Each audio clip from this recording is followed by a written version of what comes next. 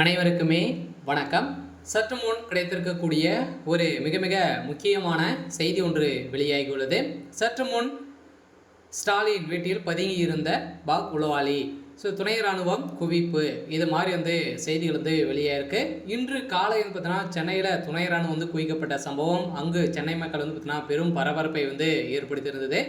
இப்போ பார்த்தீங்கன்னா இந்தியாவுக்கும் பாகிஸ்தானுக்கும் இடையே பார்த்தீங்கன்னா போர் நடைபெற்று வருது. இதில் பார்த்தீங்கன்னா இந்திய மக்கள் பார்த்தீங்கன்னா ஒரு 26 சுற்றுலா பயணிகள் பார்த்தீங்கன்னா கொலை செய்யப்பட்ட சம்பவத்தின் அடிப்படையில் இரு நாடுக்கும் இடையே பார்த்தீங்கன்னா வாக்குவாதங்கள் ஏற்பட்டு இப்போ பார்த்தீங்கன்னா பயங்கரவாதிகள் இந்தியாவுக்குள் நுழைந்து ஏற்கனவே சென்னையில் பார்த்தீங்கன்னா நிறைய பேர் நுழைந்திருக்காங்க அப்படின்ற மாதிரி அஃபீஷியலாகவே தகவல் வெளியாக இருந்தது.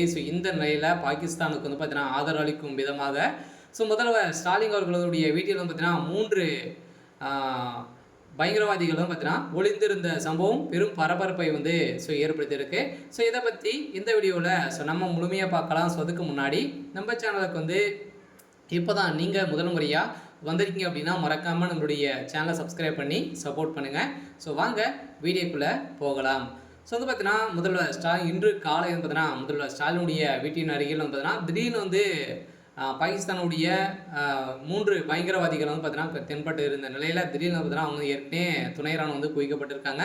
இப்போ பிடிக்கப்பட்டு சென்னையில் பார்த்தீங்கன்னா கைது செய்யப்பட்டிருக்காங்க. இந்த நிலையில் தான் இப்போ பார்த்தீங்கன்னா அவங்களுக்கு கொடுத்த வாக்குமூலத்தின் அடிப்படையில் முதல்வர் ஸ்டாலினுடைய வீட்டில் தான் நம்ம வேலை செய்திருக்கோம் அப்படின்ற மாதிரி அவர் பார்த்தீங்கன்னா சொல்லியிருக்க அந்த நிலையில் இப்போ பார்த்தீங்கன்னா பாகிஸ்தானுக்கும் இந்தியாவுக்கும் இடையே போர் நடைபெற்று இருக்கக்கூடிய நிலையில் இந்தியாவுக்கு ஒரு மிகப்பெரிய துரோகம் தான் முதல்வர் ஸ்டாலின் அவர்கள் செய்திருக்காரு அப்படின்ற மாதிரி வெளியாக இருக்குது. இருந்தாலுமே இப்போ எல்லையில் இராணுவ வீரர்கள் குவிக்கப்பட்டிருக்கு.